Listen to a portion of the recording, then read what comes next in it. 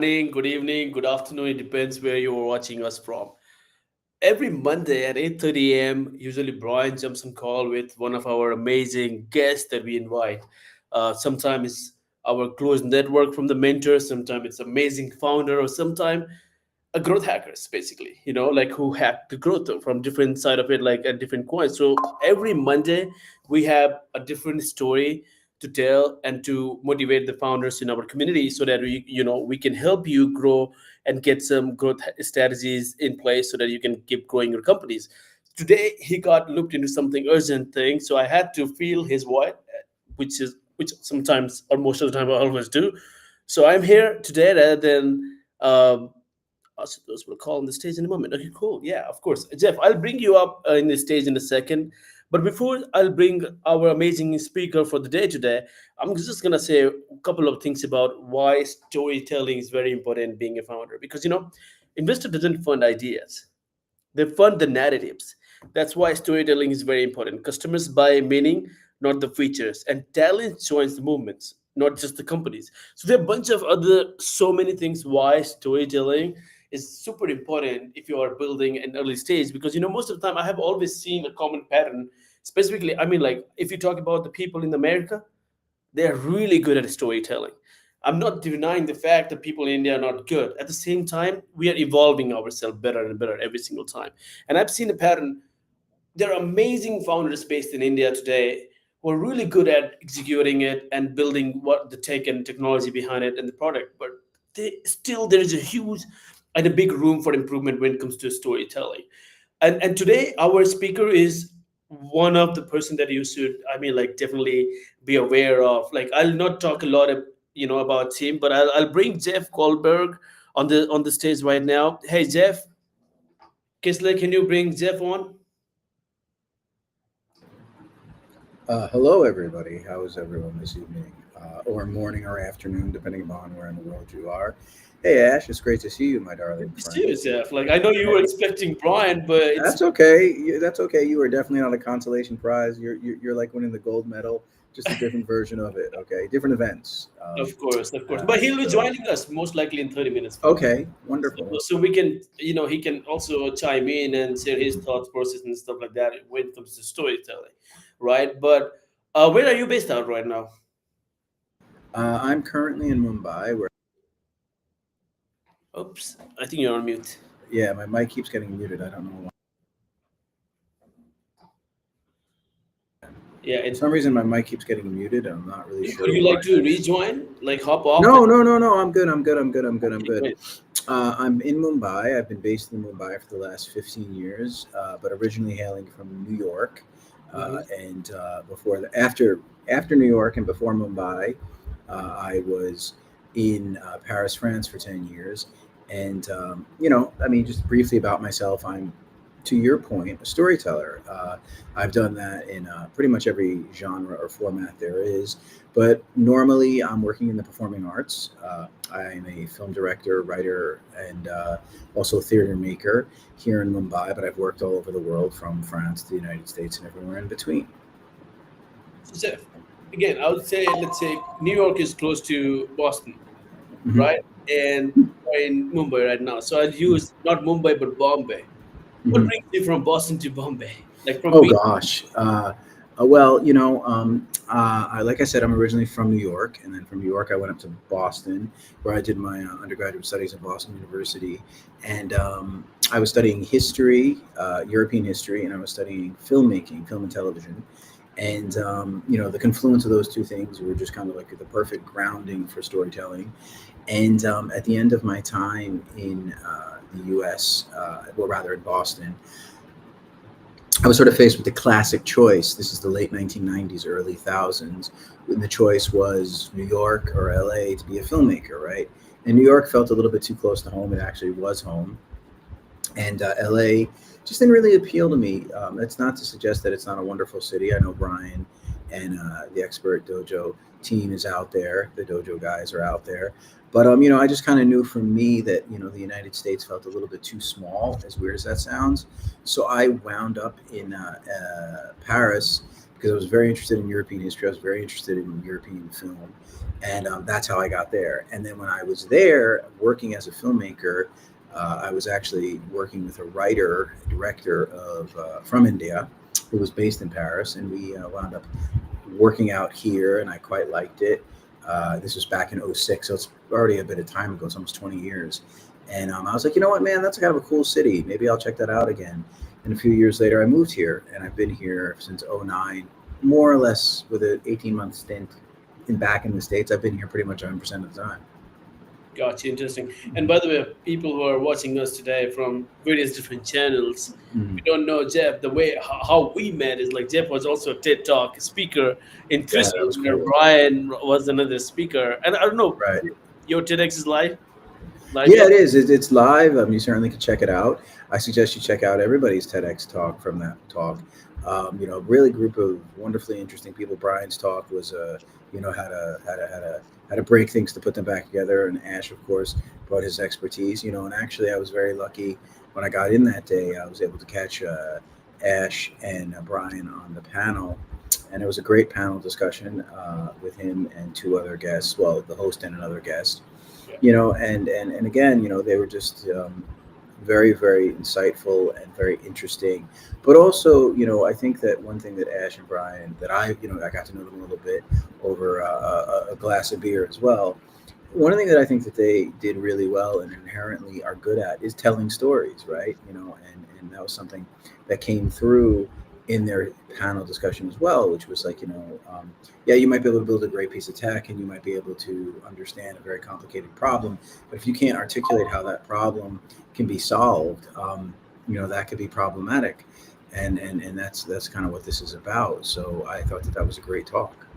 No, absolutely. And it was a pleasure meeting you there, Jeff, because It was we great. met once and then we kept meeting back and forth. Yeah, no, that was funny. We met at the talk, and then we met out that night, and then, funnily enough, the next day we all met at the hotel, and then finally the next day we all met at the airport. It was just a We, coincidence. yeah, the airport was a little bit of a strange one. I Yeah, have to admit exactly. that one felt serendipitous. The other Right. ones, were a little bit planned, but the airport was definitely something out of the box, which True. was great fun. We had a But again, laugh. I believe everything happens for a reason. There's nothing Totally, coincidence, basically, right? totally. There's a purpose behind it. And again, that comes out as a story, since we are talking Right, about storytelling and all. right, exactly. Yeah, I don't know, all the little coincidences and sort of funny Right. moments that make up a narrative tend to be just the random, accidental happy accidents that make up the story and make it interesting and engaging. And that's definitely In fact, right now we are telling the story, how we met, that's basically. right. We are indeed, So, absolutely we by the are. way, for your reference and also for the people who are watching it live from Mhm. different sources, usually Mhm. we do this for the founders. Sometimes it's Mhm. for the mentors, sometimes it's for the budding entrepreneurs who are trying to build something of their own, or sometimes it's really growth stage founders. You never know who is watching us. So Mhm. everyone from the venture ecosystem are watching us, and Very cool. storytelling is like like integrated part of this whole game, whole venture game. And Mhm. like honestly speaking, the business and venture go hand to hand, basically, like Mhm. different ways. Yeah. But then since you have into this business of, let's say, in the film industry, right? Mhm. And film Mhm. is nothing but the storytelling. Like I was Right. talking the other day with someone, like, our portfolio company Mugafi produced this movie called Kubera, right? Right. We talked about that. There's another guy, I mean, like the recent movie called Sayara, and I've seen Right. people going crazy about what's happening with that movie, right? Mhm. Why? Because it touches with millions of people with their Right. emotions and all, right? So, Jeff, I Mhm. want to know more from like someone who's coming from the film industry, who has done business on the side, who has Mhm. done storytelling, who has built businesses as well, and Mhm. someone who is very interested in the startup ecosystem as well, because like I met you, and then we keep talking about like, hey, this is innovative product. I think this guy is doing amazing things. Yeah. He introduced a couple Sure. of deals to us. So I mean, like this conversation is like never ending, honestly. So what's your thought? Like, how much importance the storytelling is for a founder, and how Well, do I you mean, build that up? I think that question is certainly it's a big old yes. It's a very simple answer. The banner sort of or boilerplate answer is yes. I mean, storytelling is essential, but I think it's even bigger than that because everything is a story. Our societies, our belief systems, our capitalism itself is a belief based on a story told to us in a book by Adam Smith, right? We talk about Steve Jobs, we talk about other great founders, the Walton family. They all have this amazing narrative that holds it all together, and that's really the word, isn't it? Narrative. Story is the very specific incidents and challenges and the arc of the plot that is a particular thing, albeit a company, albeit a product, albeit a person's life, an event. But narrative is this much kind of broader thing, which is sort of the sorry about that, which is sort of the entire, is my son calling? I apologize. I No, can't control that.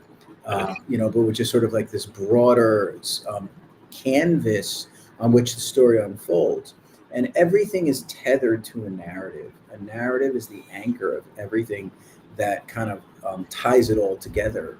So, as a founder, as a business person, as a product developer, as someone who's bringing something to market, you don't necessarily, I mean, you certainly should tell your own story and your own journey because that's very engaging. That human touch will always transcend certain things. But nonetheless, I mean, when you sit down and you think, okay, this product needs to be brought to market because it solves a particular problem, or this product potentially can change, people's lives, or elevate frontiers, or simplify, or make something more convenient. You as a problem solver are actually writing the first chapters in this narrative, right? Because one of the things that I think is so wonderful about products is how we take them home and make them our own, and then the story of that product starts to become our own, right? For instance, in the world of the actor, something that I spend a lot of time in, we have this term called personal objects, right? And personal objects refers to the fact that, like, every object that you have should have a story attached to it. Where did you get it? Why did you take it? Why did you purchase it? It can't just be a material good. Maybe that rock is something you picked up from a moment in your life that you wanted to remember. Maybe that globe that sits on your desk is part of, maybe that was a gift that someone gave you and was very meaningful. So I think the more we attach meaning to things, the more we attach story to things, because what gives things meaning are stories, and that is so true in the world of business. And absolutely agree with you, Ash. Here in India, we have some of the best problem solvers, some of the best thinkers, some of the best innovators in the world, but they hesitate to tell their story. Maybe they're shy about them. Maybe they haven't figured out how to tell them yet. But nonetheless, when they start to reach out to the global audience, it's actually that which is going to make their product that much more engaging and much more personal for the buyer, for the end user. Like I'll share a really cool story from a startup a long time ago. You don't think of Nike as a startup, right? Nike, of course, is this gigantic company. Everyone's got a pair of sneakers or a pair of shorts or a shirt in their home that says Nike on it. Actually, it's a great story how it started. Phil Knight, his dad was the head coach, or I think a friend of his dad's, not really sure on the details, was the head coach of the Oregon track and field team, right? And they wanted to get something that would give the guys more tread on their shoes so they could run better.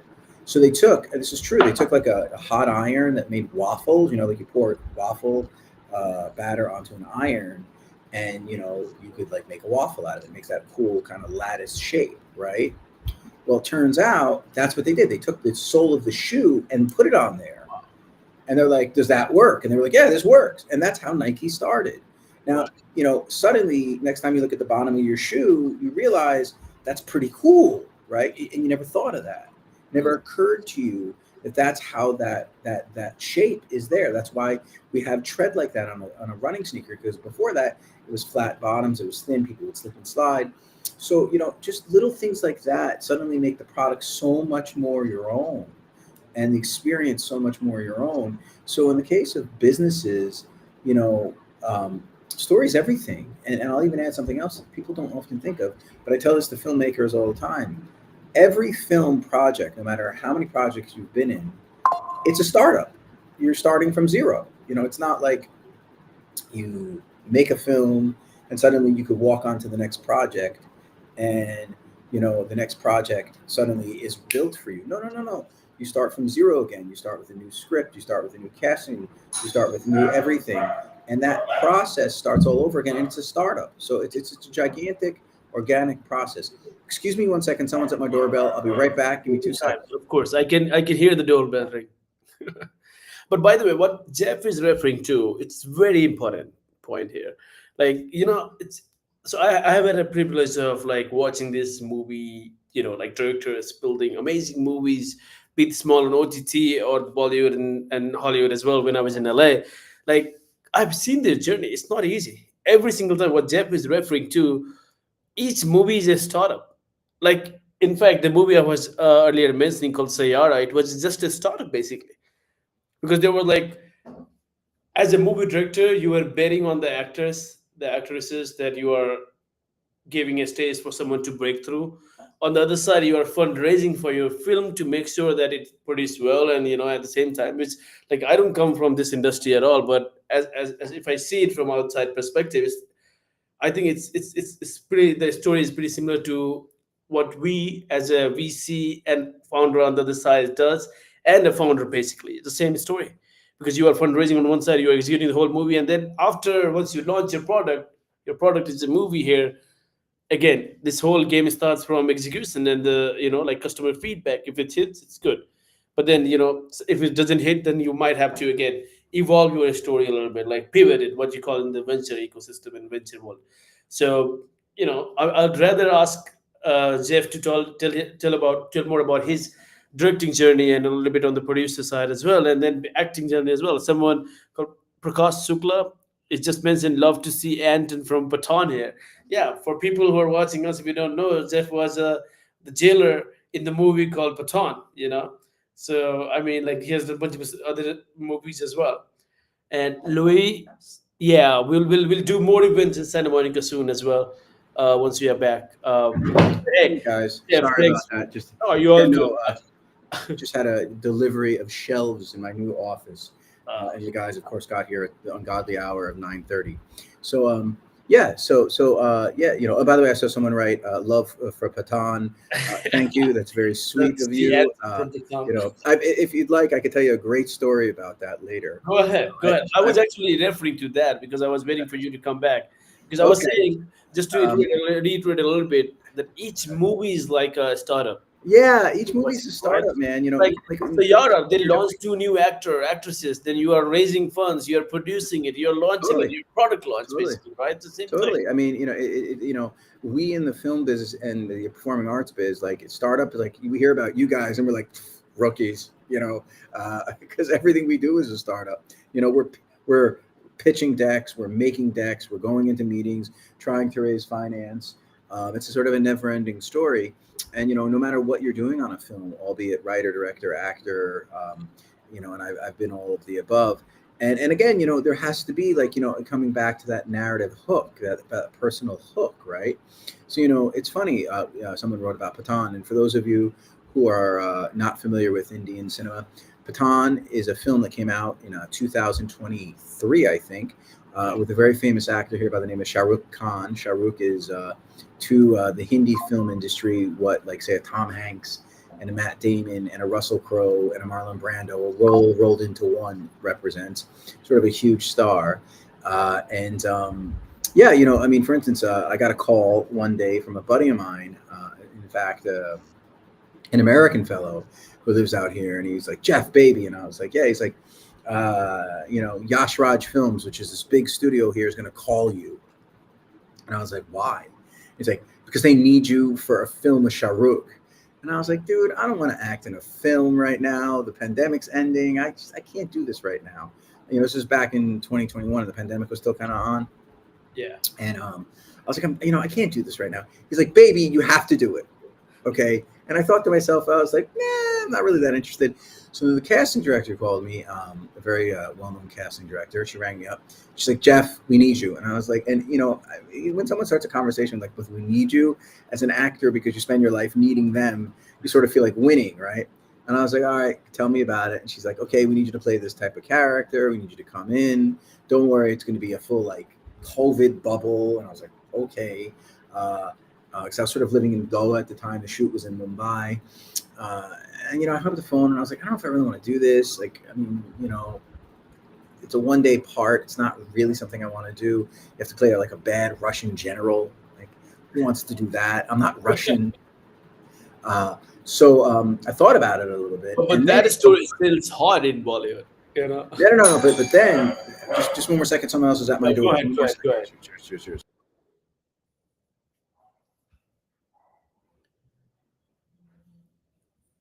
I'll bring this question up from YouTube. I mean, okay, Sirans is watching us from YouTube, saying, with rise in DTC market, how do you feel that celebrity influence play a major part of the growth?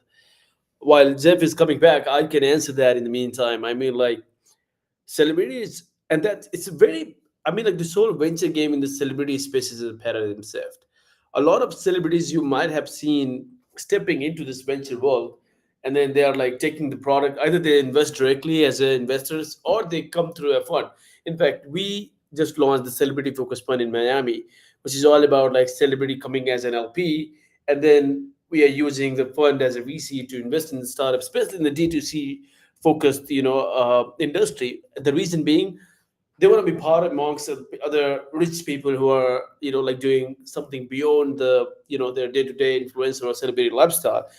They're getting more innovations on the portfolio, diversifying the risk. At the same time, it's a direct connections. Like, they can promote, they can be the influencer and brand ambassador of that specific brand.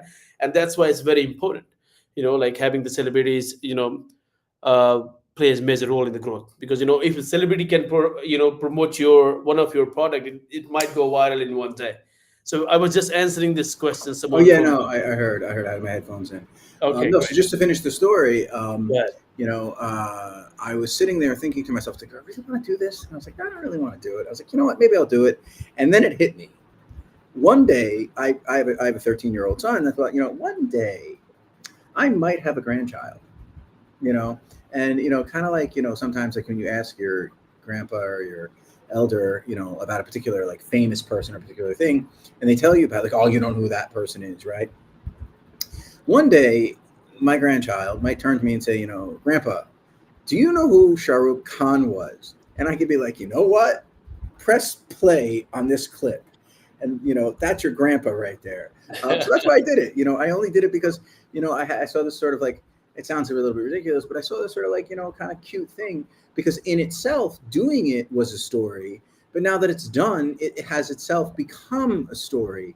And funnily enough, just continuing this sort of idea like about narratives, like I could tell you a few stories like around what happened, not even the shoot itself or not working with Shah Rukh, which certainly has its own anecdotes, but like even like in an airport in Paris once, someone recognized me. They're like, "Sir, are you?" And I was like, "Really?" Like, I was like, "Really?" Like here in Paris, like at the airport of all places. So and to sort of like come over to like, I think it was someone else that asked this question, and you were talking about a celebrity fund. That's another thing about the work that we do in the world of storytelling is, you might wonder, right? Like, why do people care so much about stories? Because that's all film is, right? Like, it's just stories. I mean, it's elaborately told stories that, like, back in the day, people used to sit around the campfire and tell stories, and then it became theaters, and then it became radio, and then it became television and films, right? And you might wonder, why is that such a central part, such a founding formational moment in the lives of people? Because, in this vast thing called life, we're all looking for meaning, right? And meaning is anchored to a narrative, to a story. And when you start to watch films and television, read books or anything like that, that connects with you, that really speaks to you, it doesn't just speak to you. In some ways, it can actually speak for you, speak with you. It can help you articulate something that you feel within yourself that you didn't even know you felt. We all have that experience where, we found a song and we sent it to a friend or our wife or husband or a close one and said, this is how I feel about you. This song is how I feel about And you. these days, Instagram Reels is being shared. Right, exactly. So nowadays, we have so many ways to tell each other how we feel each other feel for each other through the arts, albeit music, albeit content creation, albeit films and television, etc., painting, beyond. But narrative is everywhere, and that's something that people in the business sphere need to embrace. Now, I don't know if our listeners know how to tell a story, right? They think to themselves, and that's also a big problem, right? People always like, I don't know how to write, I don't know how to tell a story. And that's not, I mean, yes, of course there are rules to this, and of course there is a style, and there's a form, and there is structure. Those are things that can be learned, and there are also things that you can just sort of Google and look up and find lots of very cool videos and tutorials on. But ultimately, my suggestion to people who want to tell their story is just start writing it.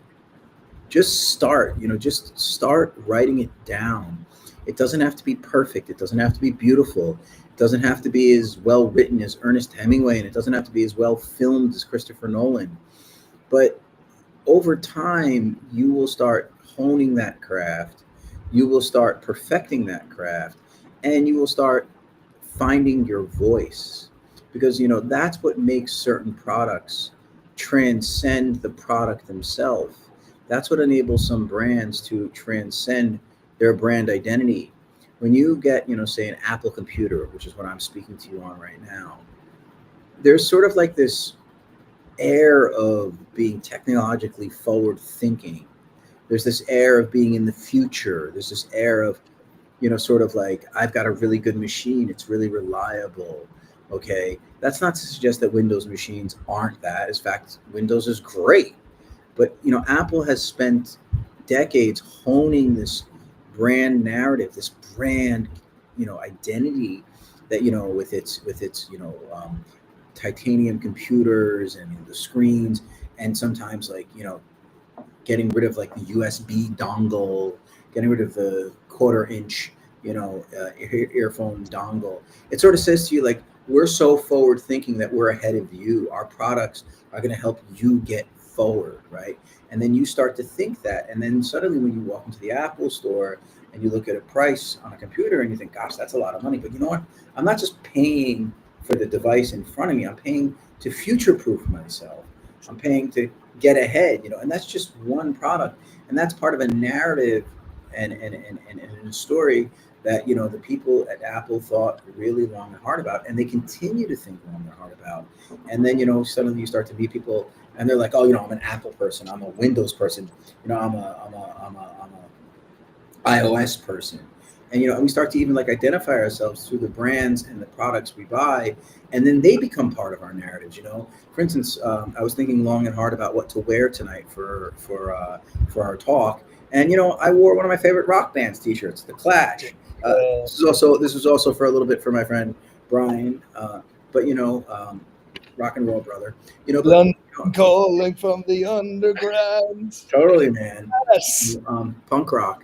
But that's the thing, is like, one of the first places we as people, when we start to get into our adolescence, really start to show who we are is through our musical choices, right? And we start to wear T-shirts, we start to dress, we start to comb our hairs, we start to, think about, how we wear our glasses. Suddenly, now that you're a teenager, you have this agency to sort of like kind of like assert yourself a little bit, because mom and dad aren't like, you have to wear that. You could kind of wear what you want, They're still buying the clothes, but like you could be like, no, mom, I don't want the red shorts. I want the black and red checkered shorts, just like my buddies in Rancid wore, and suddenly that agency, and you don't realize it, but you're starting to become the character in your own story.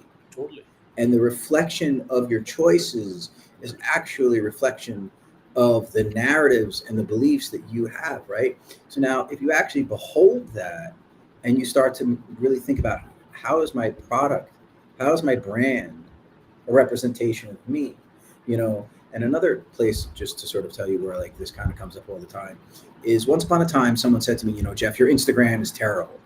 Now that's not surprising, because social media isn't my thing, right? And this is like 5-6 years ago, where someone was just like, Jeff, your Instagram is terrible. And I went to my Instagram and I was like, I don't know if this is terrible or not. And they said to me, Jeff, your Instagram has to look like, if someone was to walk into your Instagram, if you could, it's like meeting you. It's like meeting you. It's got to be your vibe, right? Because they're walking into your Instagram living room. I was like, dude, that's really cool. I never thought about it like that. right? And he's like, stop trying to sell products.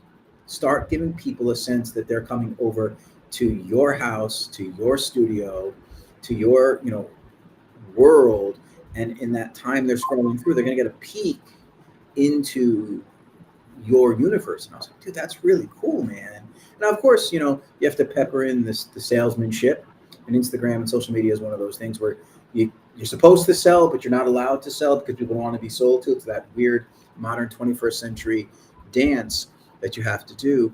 And that's the trick, is that if you're telling a story, you're not selling something, you're sharing something, right? Yeah, of course I want you to buy my product. Of course I want you to do what I've come here to do. But I want you to take that product home with you as if it's a piece of me. It's a piece of us. It's a piece of this exchange, right? Because then it becomes a personal object in your home or a personal object in your life. And the more you can create that, the more successful the product is, because then people have this amazing feeling about it, which is not just the physical possession of it, it's the emotional ownership of I couldn't agree more, by the way. And it's very fascinating what you mentioned, like wearing different clothes, having different hairstyles, it. it's all Totally. like breaking the pattern that will take you out of your comfort zone, and then you can come up with a new story to tell, right? And by the Totally. way, I have an amazing question as Curious Mind is asking, and I'll hand over to Brian, and I have to jump on the next one. That's how we live. We tell the stories, you know. Mhm. So the question is like, being a founder, right? And then you being coming from the movie industry, the film industry, Mhm. being an artist, you on the other side, a founder, I believe they're also artists in its own way. Oh yeah. Taking a Oh product, yeah. they're, I mean, like you, me, being a movie director, you are producing a movie, you are directing a movie, and I mean, like your product is the movie, a founder's product is whatever the startup they're Well, building, well, right? well, ultimately, What are the common trait I would say? Sorry, I know you are speaking, but I please just go ahead. want Go to. ahead. Go ahead. So, what are the common traits being a superstar like Shahrukh Khan, Salman Khan, or Brad Pitt, you name it, Mhm. and the unicorn founders? I believe it's the same trait. Like they just go out of their comfort zone. They break the pattern. What you are saying, I can totally resonate with you. So, what are the traits from the famous superstars that you can give the story and then a recommendation to our founders who are watching today that they can have Sure. the same trait and build a unicorn out of it? One thing you hear actors, directors who stick around in my industry for a really long time. And even the ones who just don't make it the way the Brad Pitts or the Shah Rukhs do, but the ones who survive in the industry, because at any given time in my industry, 90% of the people that work in it are out of work. And if you don't believe me, just ask Brian. He passes them all the time on the 405 from one office to the next. You know, you have to believe. Yeah, you got to believe in your product. Yeah, you got to believe in your story. You got to be absolutely ambitious to the point of almost foolish. But there's actually something you have to believe in even more: yourself. You just have to believe you're gonna make it. Now, make it, of course, we all have $1 billion dreams. Of course, we all have our Academy Award winning speeches picked out. Okay. But make it means being able to get up every day and go to an office, go to a film set that you manifested. And you manifest that by doing it, right? So many people stop doing it because it's hard. And you know what? It is really hard to be a founder, to be a filmmaker, to be somebody who has a vision that is singular and driven. And something that a lot of people don't know is that the word genius is a Greek word. And actually, the root of the word genius means madness.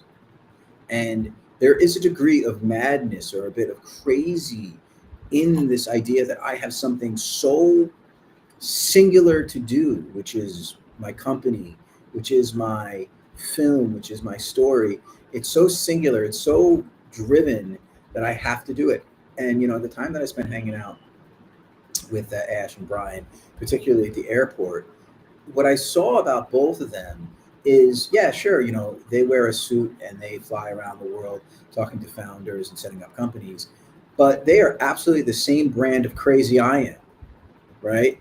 I do it in a room full of filmmakers and artists and actors, but they are absolutely cut from the same cloth. Okay. I'm just lucky enough to wear my Clash t-shirt to work where they have to wear a suit and tie. But I think that, and when I say crazy or mad, that has a whole host of social and cultural connotations. But let's be really clear here, right?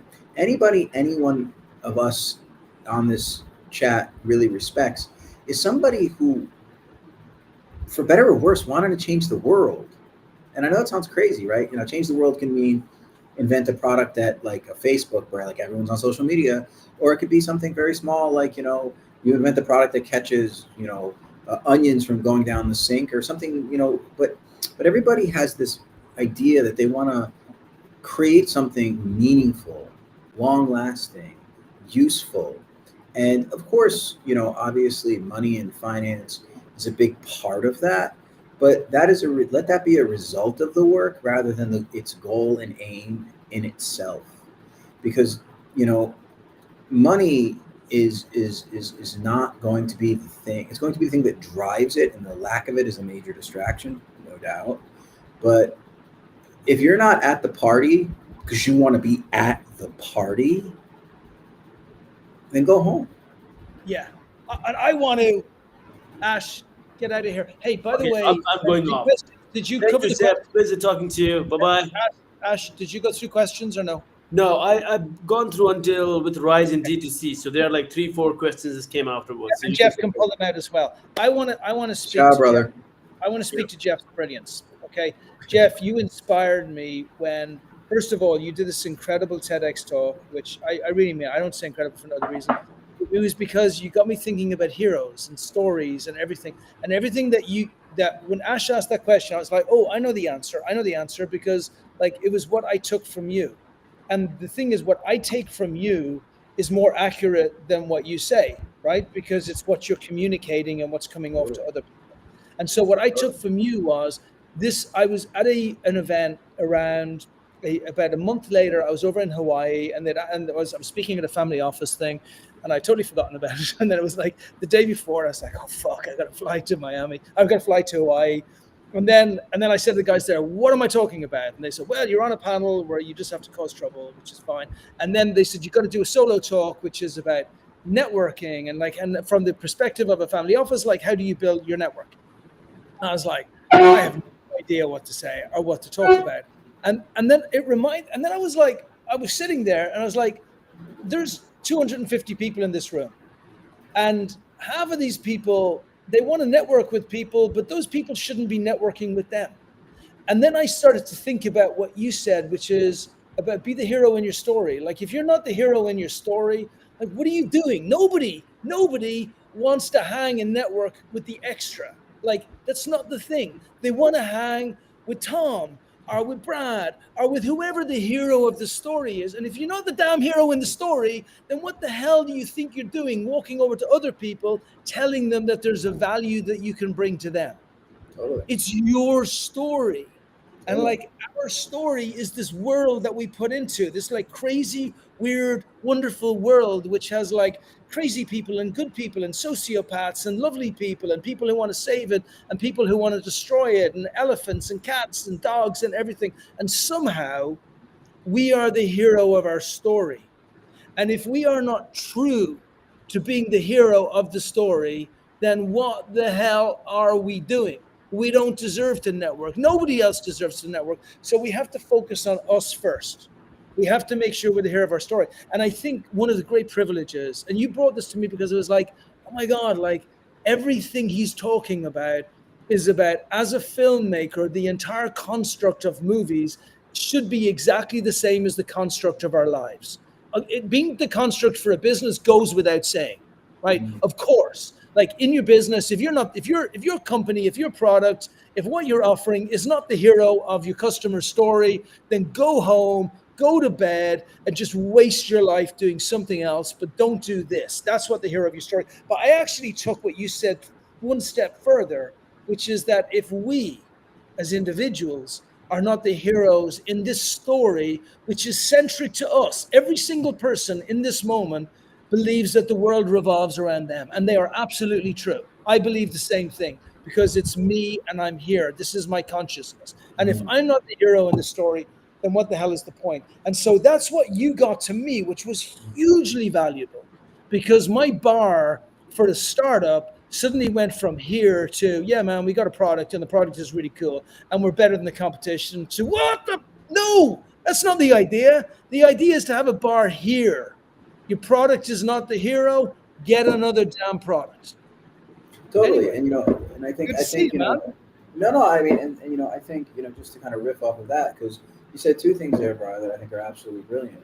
First is how we receive what we hear. So often people are just taking what they're hearing and internalizing it in this dogmatic way, where they're not assimilating it in a constructively critical or a thoughtful way. And that's right. And that's what, isn't that what art is? Isn't that what business is? It's about not just the moment of projection. It's also about the moment of reception and assimilation. But the second thing that I would add that really speaks to me is that we talk about often, like one of the things I often tell actors, and I think this applies to even the way people pitch their products, the way people run their businesses, is actors read the script and they know what to do. They have to go from left to right, say the line, walk back left, right? Okay, fine. That's what I have to do. And that's what we call an intention. The intention of the scene, the intention of the moment is the what you have to do. But the more complicated thing is the motivation. And the motivation is, why are you doing it? Why are you here? Why is your character in this moment? Why is he or she sharing that, saying that, experiencing that, doing that? And I think that question, once you take it out of the world of the performing arts and start to sort of paint that brush into business, into life, it starts to really kind of like help you take a little bit of a pause and a pivot and think like, why am I doing this? Particularly in the world of the startup, because it's not an easy world. It's long hours, it's a lot of hard days, it's a lot of thankless experiences, it's maybe even a lot of rejection sometimes, certainly when you're getting going. And why are you doing it? That seed, that core, that spark needs to be really, really, really present, and not just present, but also nurtured. It's a very, very, very, very small flame. It's a spark. And that spark can light up the whole sky, but you, the founder, you, the business people, you, the team, have to be inspired by that spark every day, every moment of every day. That doesn't mean you're not going to experience hardship. That doesn't mean you're not going to experience failures. It doesn't mean you're not going to experience setbacks. What it means is that in those moments, lean on the fire, lean on that fire. And sometimes you might even feel like that spark is extinguished, and that'll be really hard to sort of like rekindle that. But nonetheless, you have to, because why is really and truly the question I think that drives it all. What Let journalists and historians and political commentators and analysts figure out what, but why are you here? Why are you doing this? Because if you can answer that, then I think you got a lot more on the ball than most other people in this ecosystem do. Yeah, and I think this is maybe even too wise. So if we're trying to get, if the whole idea of startup, like, and by the way, there's a bunch of questions in there which are about influencers and celebrities. Don't care. This isn't about influencers and celebrities. This is about you. You are the hero of your movie. And I'm watching this really, actually, let me say this one thing, and I want to tell you about this cool movie I'm watching right now. So, first of all, escape velocity is what every single founder wants. Escape velocity means that a growth loop has been created to allow you to spend the same amount of money or time or whatever on a repetitive basis that continues to give you outsized results, right? So if I spend $1 and I get $2, well, then I'll spend $1 million, right? Or I'll spend $100 million until that thing stops, right? And so to get to escape velocity, two Y's are needed. Firstly, transformative purpose. Secondly, transformative impact. If it's just important to you, it's good because people need to see your spark, or they're just like, why should I care? But they also need to see is like, why is this transformative for them? Got to be transformative on both sides. The why have to be there on both sides, and then it combines in. But what I love about like what you do in your world of creating feelings, right? That's what you do. You just create feelings. Is that I was sort of watching this movie yesterday, and it was all about out in the wilderness, and it was in Yosemite National Park. And it started off with two climbers who are on these ropes, and this amazing character development started happening as they're climbing up the rocks. And then this beautiful situational or locational development started as you started to see the expanse of Yosemite National Park. And so suddenly the character was being developed and the story was being developed and the product, if we want to call it that, was being developed as well. To me saying, okay, I want to watch this. Like, I want to see what happens. Now, you still got to sell me on the transformative impact. But if you don't develop the character, there's nothing to sell. If you just bring me straight to the sale, straight to the product, there's nothing there. So I can you talk a little bit about just the development? Because as I Oh, sure. followed and I followed the character, and then the character is a certain person, and the character is flawed. The character is not Tony Robbins. It's not a perfect person who's telling people how to have perfect lives. It is a person that has gone through unbelievable challenges. In this particular movie, the main character had lost his son, right, which had turned him into a certain person who was dealing with those challenges but had equal genius in another area that made me feel a part of it. So can you talk to me about how intentional character development is in movies and how that ties into startup as well? Oh, that's a great question, and it's funny you asked that question because right now I'm starting a new project right now, and my co-writer and I are having just jamming sessions about the character, and we're going like we started with the character, and we went to the character's mother, now we've gone to the character's father, now we're talking about socio-political realities of that time in this person's life, and none of what we're discussing. Let me just be clear, none of what we're discussing. This is like our third or fourth jamming session, so it's a few hours each on this stuff. None of it will be in the film. None of it will be in the film. And why do I say that? I say that because the richer the detailing, the more gradient we can give that human experience, both the success and the failure, the hurt and the happiness, the more real he or she is. And the more real he or she is on the screen, the more you, the audience, will be able to relate to them. And that relatability, for instance, I know that we're not, you don't want to talk about deep fakes and stuff like that or AI. Okay, and it's not that I want to go there, but just to sort of like use something that riffs off of that is, maybe one day you're going to go to Netflix and they're going to have, one carousel is going to say AI generated, and you could like click and you could say like, I want to film about monkeys in space who are eating ice cream and everybody has a pillow fight, and like it loads and there's your movie, right? And Brad Pitt's doing one voice, and Shia LaBeouf's doing another, and Ed Norton's doing the third one, and Shah Rukh Khan's doing the fifth one. Okay, and that carousel you can click on. I'm sure, just like when you go to Whole Foods or any store today where they've got tomatoes and bio tomatoes, there's going to be the AI generated carousel and there's going to be the human generated carousel. And I know that we're all going to click on the human generated one because the human experience is not a perfect experience. It is actually a very flawed, imperfect experience. And it is through those trials and through those ups and downs of the emotional spectrum, from hardship to joy, from laughter to sadness, that we discover who we are, right? And in the character development phase, what you're doing is creating someone, but you're manifestly investing this person with as much humanity as you can, right?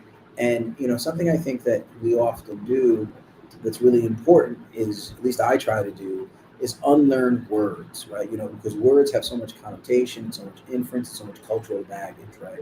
And when you were talking, and I hope that the people listening today, hope this helps you a little bit. The word product, that's a word that we use in the world of venture capital. It's a word we use in business. But actually what you're really selling is a narrative. Your product is a narrative. It's a story. Okay, sure, that product has a end goal and a certain function, but nonetheless, there is a story in it, right? And there's not just a story that got it to the purchaser or the buyer. There's the story that they're going to tell with the product. they're going to put it in their home, or they're going to use it on their computer, and they're going to use that tool or experience that tool in such a way that it becomes part of their story, right? So it's this wonderful inception, development, but also passing over and reception of the product, right?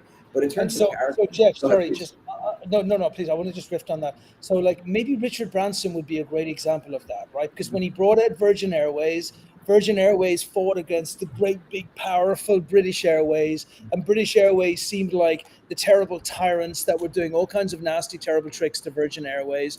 And Richard Branson broke through, and in some ways, he brought like this thing to people, which is more than a flight. It's more than just a better first class. It was more than just, oh, the flights are going to be more timely. It was, I'm the little guy who got to win. I'm the Right. person who get to compete with the biggest one in the world, and I'm flawed, and this is me, but this is all of me right here. And if you fly Virgin, you fly because you stand for what I represent, not because you chose my airline because we've got more points. Like, that's long term sustainable. I don't even want to call it a product anymore. No, no, but you're right, man. Like that's totally it, isn't it? Right? That's exactly like you take a look at a brand like Harley Davidson. I ride motorcycles, right? I go back to America, and I always start looking for like a rental for like a BMW or even like a Honda. You can't find them. It's Harley, and I know Harley's having some tough times right now, but like let's just expand that for a minute. Motorcycles in America are Harley Davidsons. It's kind of like baseball and hot dogs, right? Yeah. It's kind of like various other cultural items that just they become such a huge part of not just the products that we use in our homes. They become part of the cultural identity and products of our lives. It's kind of like from your home country, Guinness and Ireland. It's like inseparable, right? It's unthinkable, and it's the kind of thing where like even if you're not a Guinness drinker or a Harley Davidson enthusiast or a Royal Enfield enthusiast here in India, okay, you associate the product of or rather that machine, a motorcycle. Oh, that's a Royal Enfield in India, or in China, or rather in Japan, that's a Kawasaki. you know it just sort of automatically starts to click, and again, you don't even know where it comes from. It's part of the fabric of your life, and that's something that is so essential. And I think a country, for instance, who uses that, who parlays that beautifully, is France. France, luxury products, right? LMVH is one of the biggest companies in the world, and people are like, well, it's a French luxury product, it must be luxury because La, it's la, la. French. Yeah, ooh la la, right? Exactly. And people like, I always get this when I go to France. People are like, France has ghettos. I'm like, oh yeah, France got ghettos. France has got like, France has got crime. I'm like, oh yeah, they got a lot of crime. But people have this image of like baguettes, croissants, wine, the Yeah. Seine, and it's all, violence and organs on every corner, and it's not. But it's because we've allowed this narrative of a product, or the type of product, to become entrenched with the culture. And when you can do that, when your product, your business, your brand entrenches itself in culture, that's something else, man. Because that then suddenly you move away from a want or a desire into a space of need and identity. And that's something, and that can only come back to your original question just a minute ago. That starts with character development. So I invite, all of our listeners, start to think of your product as a character. And I know it sounds a little crazy, but like start to ask it questions like, why do I need you? What is great about you? What makes, and don't, don't be dishonest in your responses, right? And don't be just a salesman where like, well, you need me because I can fix this, I got to fix that. That's very utilitarian. Like, tell the story, tell the narrative, right? And I think that's really special when you can do that. Another company that has done that so well is Lego, right? Here are these little bricks, right, that you use to make stuff. Look at what they have done with Lego Studios, right? They have a whole universe now of different properties that are in their own right stories, but ultimately, what are they selling you? They're selling you a toy to build stuff with, right? So I think that once you're able to start thinking out of the box that way, identity, story, character, belief, why, motivation, and then come to your point, purpose, right? Not just the why on the front end, but the why on the back end is purpose. And how does the product or how does the value become meaningful to the end user? Um, so, just some thoughts there. I love that. And so, like I said, when I met you, it all become very clear for me. And I want everybody to take this point away. You are not a person selling a product with a bunch of other people around you who are hired or not. You're a movie. You're actually a 12 episode Netflix series. That's what you are. And your job is to make sure that, and this is not about who's got the best script, it's about who has the best 12 episode Netflix series. You have to develop your character in a way that doesn't need to be perfect. It should not be perfect. It's not possible to be perfect as an early stage startup, but it has to be a character that your consumer, in your case, wants to get to know and wants to develop. You need to have a plot that is beneficial to that end user in a huge way, in a way that they're going to get through the first episode and they're going to say, like I did with that yesterday, I'm like, I want to keep watching this. I want to see, was what happened to his kid tied into what's happening with this girl who fell off the cliff, that fell into the ropes on these two mountain climbers in this beautiful, incredible scene. It would be a crime for me not to follow it. Everybody has to follow your movie. And if the central character is your product, in some ways, you have to be the hero or you have to be the supporting hero. You have to be something like there has to be this narrative going through it that the people that you're speaking to, literally, their lives are enriched because they have come in contact with what you have brought to the world. And what I got from you, Jeff, and I want to leave you with the last words on this, but what I got from you in India was at the beginning, when I went to India and I did the TEDx talk and everything else, I was like, I love India. And then I thought, actually, I don't deserve to say I love India. I've been here for 5 minutes. I've invested in 20 or 30 startups. My startups are doing great. I've had nothing but amazing experiences. But I don't love India. I love the idea of the value that I can get from India and India that can get from me, and that will turn into a deep love of India. You have a deep love of India. You have lived in India. You have given your soul to India. I could see it. Every part of you exudes the beauty of India. And so someday in the future, as my story develops in India, as I move past my first 5 minutes of my first episode of the Indian Netflix series, I want to get to a stage where I can be more like you at that end point, and I feel like I am truly have created a great Netflix series. Well, thank you. That's so humbling, my friend. I think the biggest thing for me, and I hope for all of you listening, of course, for my friend Brian here, is India has taught me two things that did not come to go down easy. One of them was patience, because it's very easy to get going quickly here, because firstly, Indian people are so absolutely kind and so welcoming and friendly. So it's very easy to feel like you're moving very quickly. But once you start to get into like the actual flow of life here, no doubt there are going to be challenges and there are going to be speed bumps along the way. And sometimes there are going to be big challenges, and sometimes the traffic jams are going to be epic, especially if you're in a city like Bangalore. And it teaches you to be patient, in a way that is more, I hate to use this word, but profound. And it kind of gives you a sense of like, let me breathe into this moment. Let me reflect. Let me be here and now. India has taught me to be patient. And India has also taught me the value of community. And when I say community, what I mean is this, is that, and this is not to sort of like do a socioeconomic or sociological comparison, but in the West, for better or worse, we have become capitalists ourselves. And I don't mean just like in a way in which we work, but also in a way in which we transact with people. Every relationship has to be adding value. It's the human stock market everywhere we go, right? But here, people are still very interested in you as a person.